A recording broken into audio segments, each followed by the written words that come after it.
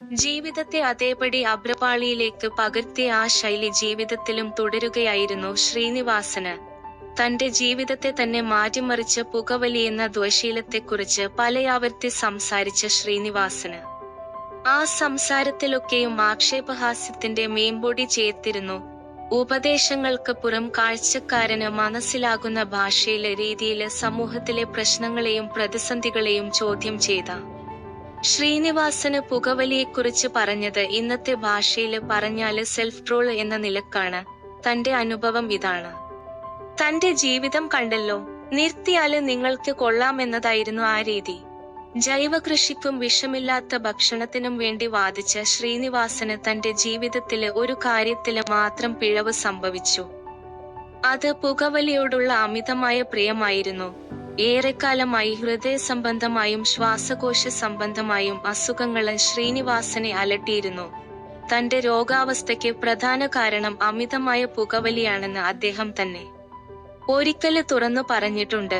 VM. Vinu സംവിധാനം ചെയ്ത കുട്ടിമാമ എന്ന സിനിമയുടെ ഡബ്ബിങ്ങിന് ഇടയിലാണ് ആദ്യമായി ശ്രീനിവാസന്റെ ആരോഗ്യാവസ്ഥ വളരെ മോശമാകുന്നത്.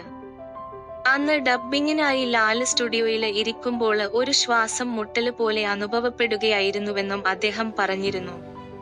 ഇത്രയും സിഗരറ്റ് വലിക്കേണ്ടതില്ലായിരുന്നു എന്ന് എനിക്ക് ഇപ്പോൾ തോന്നുന്നുണ്ട്.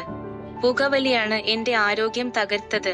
ഈ അവസ്ഥയിലും ഒരു സിഗരറ്റ് കിട്ടിയാല് ഞാന് വലിച്ചു പോകും. അത്രയ്ക്ക് അഡിക്ഷനുണ്ട്. മറ്റുള്ളവരോട് എനിക്കൊരു ഉപദേശമേയുള്ളൂ, കഴിയുമെങ്കില് പുകവലിക്കാതിരിക്കുക എന്നായിരുന്നു ഒരിക്കല് അദ്ദേഹം പറഞ്ഞത്. മരണത്തെക്കുറിച്ചും അന്ന് തനത് ശൈലിയില് അദ്ദേഹം പറഞ്ഞു, ഒരു കാര്യം മനസ്സിലായി.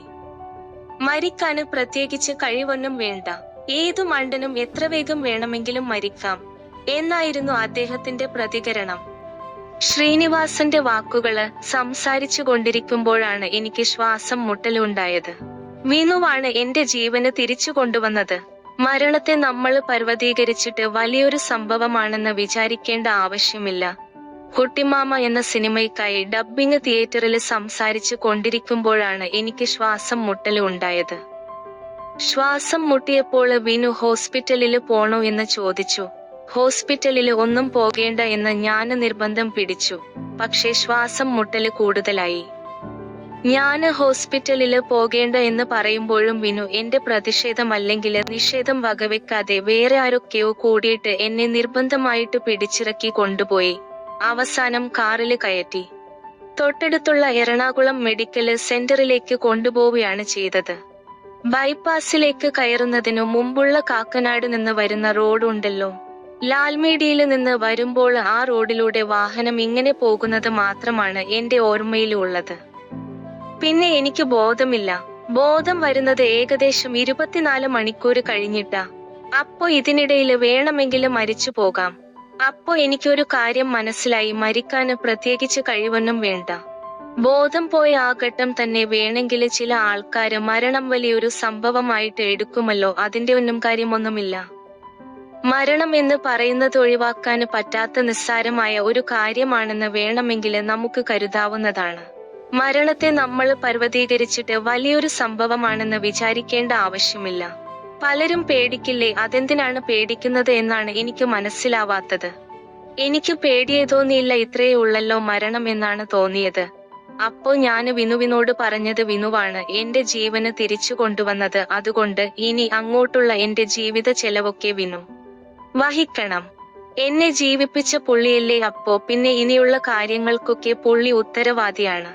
സ്വാഭാവികമായും പുള്ളി മാത്രമാണ് എന്റെ ജനനത്തിന് ഉത്തരവാദി. സാധാരണ മക്കള് ഉണ്ടായി കഴിഞ്ഞാല് അച്ഛനും അമ്മയുമല്ലേ ഉത്തരവാദികള്. അതുപോലെ എന്റെ ജീവന് രക്ഷിച്ചത് വിനുവാണ്. അവിടെ വെച്ച് ഞാന് പറഞ്ഞു, ഇനിയുള്ള ജീവിതത്തിനുള്ള എല്ലാ ചെലവും വിനു വഹിക്കണം എന്ന്. അത് പുള്ളി ചെയ്യുമോ എന്ന് എനിക്കറിയില്ല. ശ്രീനിവാസന്റെ ഈ ദ്വശീലത്തെക്കുറിച്ച് മകന് ധ്യാന് ഉൾപ്പെടെ പലരും നിരവധി തവണ പറഞ്ഞിട്ടുണ്ട്. അച്ഛന് അലോപ്പതിക്ക് എതിരാണ്, മൈദയ്ക്കും പൊറോട്ടയ്ക്കും എതിരാണ്. എന്നാല് ഇതിനൊക്കെ എതിരാണെങ്കിലും അദ്ദേഹം നന്നായി സിഗരറ്റ് വലിക്കും, അതിന് മാത്രം അദ്ദേഹം എതിരല്ല എന്നായിരുന്നു ധ്യാന് പറഞ്ഞത്. ആദർശങ്ങള് മുറുകെ പിടിക്കുമ്പോഴും പുകവലി എന്ന ശീലത്തിന് മുന്നില് അദ്ദേഹം കീഴടങ്ങിപ്പോയിരുന്നു. സംവിധായകന് ശാന്തിവിള ദിനേശും ശ്രീനിവാസന്റെ ഈ ശീലത്തെക്കുറിച്ച് ആശങ്ക പങ്കുവച്ചിരുന്നു. ശ്രീനിചേട്ടന് സ്വയം പീഡിപ്പിച്ച് നശിപ്പിച്ചു എന്ന് ഞാന് പറയും. സിഗരറ്റ് വലിക്കരുതെന്ന് 100 തവണ ഞാന് പറഞ്ഞിട്ടുണ്ട്. സ്ക്രിപ്റ്റ് വാങ്ങാന് ചെല്ലുമ്പോള് പുകയുടെ നടുവിലാണ് അദ്ദേഹം ഇരിക്കുന്നത്. ഒരു സിഗരറ്റിൽ നിന്ന് അടുത്തത് കത്തിക്കും. ആരോടോ വാശി തീർക്കുന്നത് പോലെയായിരുന്നു ആ വലി. എഴുത്തിന്റെ മാനസിക സമ്മർദ്ദം കുറക്കാനാണോ അദ്ദേഹം ഇങ്ങനെ ചെയ്തതെന്ന് അറിയില്ല. ശാന്തിവിള ദിനേശ് ഓർക്കുന്നു. സംവിധായകന് ശാന്തിവിള ദിനേശും ശ്രീനിവാസന്റെ ഈ ശീലത്തെക്കുറിച്ച് ആശങ്ക പങ്കുവച്ചിരുന്നു. ശ്രീനിചേട്ടന് സ്വയം പീഡിപ്പിച്ച് നശിപ്പിച്ചു എന്ന് ഞാന് പറയും. സിഗരറ്റ് വലിക്കരുതെന്ന് 100 തവണ ഞാന് പറഞ്ഞിട്ടുണ്ട്. സ്ക്രിപ്റ്റ് വാങ്ങാന് ചെല്ലുമ്പോള് പുകയുടെ നടുവിലാണ് അദ്ദേഹം ഇരിക്കുന്നത്. ഒരു സിഗരറ്റിൽ നിന്ന് അടുത്തത് കത്തിക്കും. ആരോടോ വാശി തീർക്കുന്നത് പോലെയായിരുന്നു ആ വലി. എഴുത്തിന്റെ മാനസിക സമ്മർദ്ദം കുറക്കാനാണോ അദ്ദേഹം ഇങ്ങനെ ചെയ്തതെന്ന് അറിയില്ല. ശാന്തിവിള ദിനേശ് ഓർക്കുന്നു.